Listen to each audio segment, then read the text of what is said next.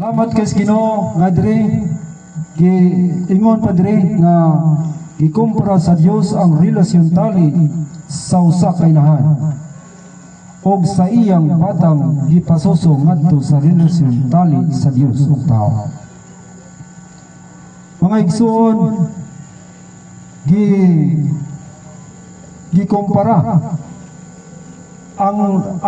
ang relasyon sa inahan sa bata o atong relasyon sa Ginoo.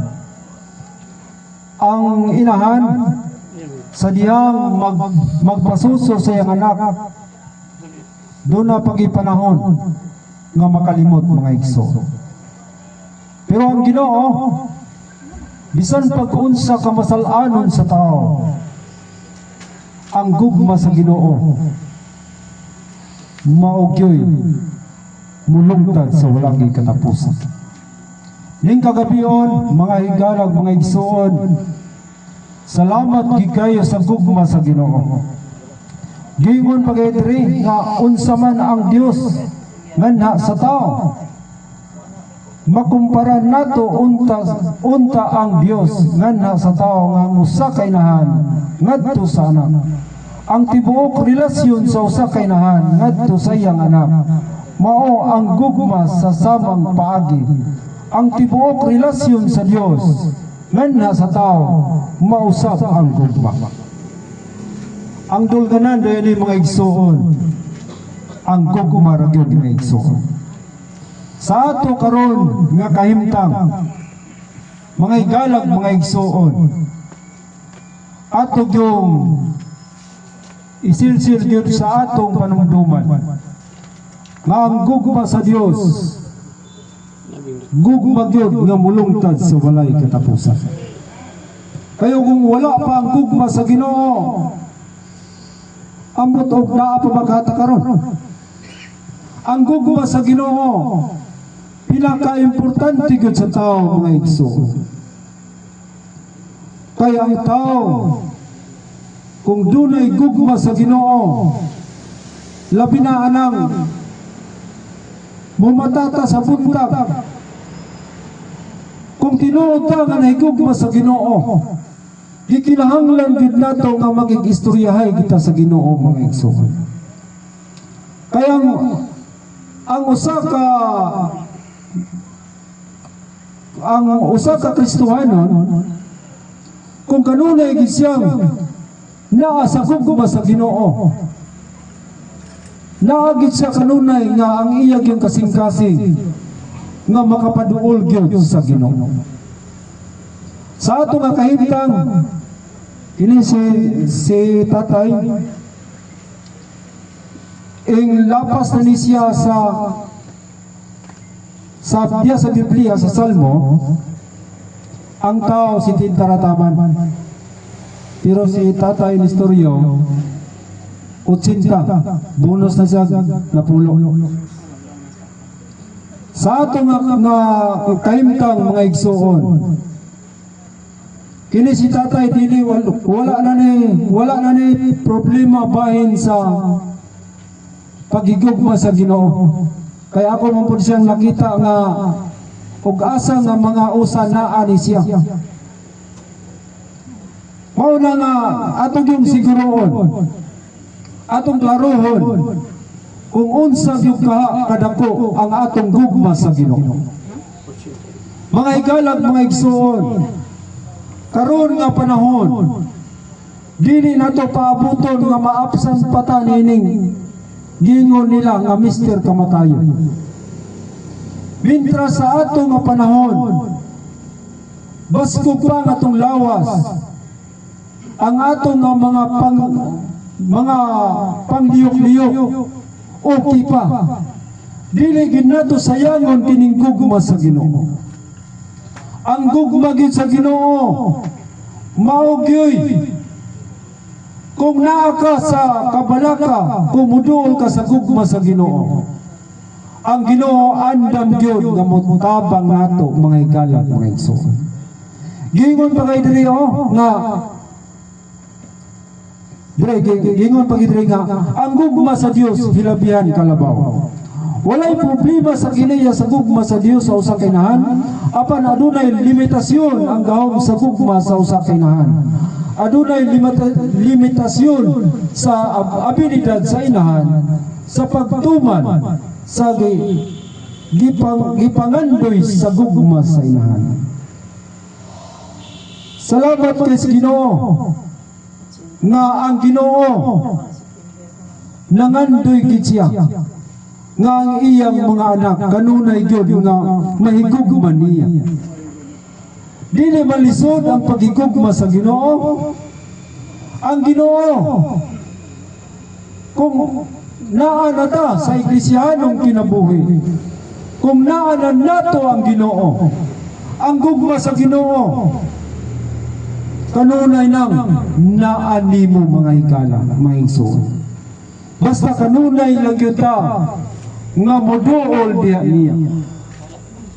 Ang gugma sa Ginoo sa tanang panahon nagdepende ra na sa tuwa. Mo nang idre, gingon pa idre nga ang gugma sa Dios ay iyang kinaiya sama sa gugma sa inahan. Apan uban sa gugma sa Dios, ang gahom walay kinutuban sa daghang mga higayon. Ang gugma sa inahan dili makatabang samtang bisan asa ang gugma sa Dios, naasab ang gahom sa pagtuman sa tanan nga gipangandoy sa gugma sa Dios. Naagi diay ang tanan ang Ginoo kung kanunay tang mangandoy sa gugma sa Ginoo. Naagi ang Ginoo nga mutabang nato mga higala, mga igsoon. Salamat kay Ginoo nga karong mga panahon na dili pa ulahin ang gugma sa Ginoo. Kinsa pa tong wala ka siguro. Ato yung hinuktukan, atong siguroon kung ang gugma sa Ginoo naa na bagyod nato mga higala, mga igsoon. Ning kagabiyon, salamat gyud kayo nga ang gugma sa Ginoo wala magpili kung unsa kadako ang imong sala. Ang gugma sa Ginoo bisan pag mapula ang sala nimo mga higala, mga igsoon, sa diyang mutog ag mudawat niya, andam siya nga mapasaydo mga higala, mga igsoon. Ding kagabiyon, dili na to sayangon ang panahon. Dili ta magpaabot nga ana na ta muduol sa Ginoo kung apiki na. Ana na ta muduol sa Ginoo kung doon na nay oxygen ang atong kinabuhi. Mintras karon mga higalag, mga igsoon, panahon pa karon sa grasya gugma sa Ginoo. Sa diyang mututaw, mudawat sa Ginoo, available mga higalag, mga igsoon. Ang Ginoo kanunay nga nangandoy nga ang iyang mga binuhat, nga sa dili pa siya mubalid, nga makabaton sa iyang kinabuhi. Mga higalag, mga igsoon, ang gugma sa Ginoo nagpadayon pagyod karong mga panahon. Dili ta magpaabot nga moabot ang panahon nga masirado na. Wala na'y magsangyaw sa pulong sa Ginoo. Dili na to kumpiyansaan ang atong kinabuhi. Ang atong kinabuhi, ang Ginoo ra ginasayod mga higalag, mga igsoon. Wala mag-after karang ipanglubong sa minteryo. Naay mga wala ka pariya ang lungon dina. Naay mga tag-as na apoy mga mugbo. Tungod kay ang kinabuhi sa tao, walay naibalo kung kanus asarataman ang kinabuhi sa tao. Si tatay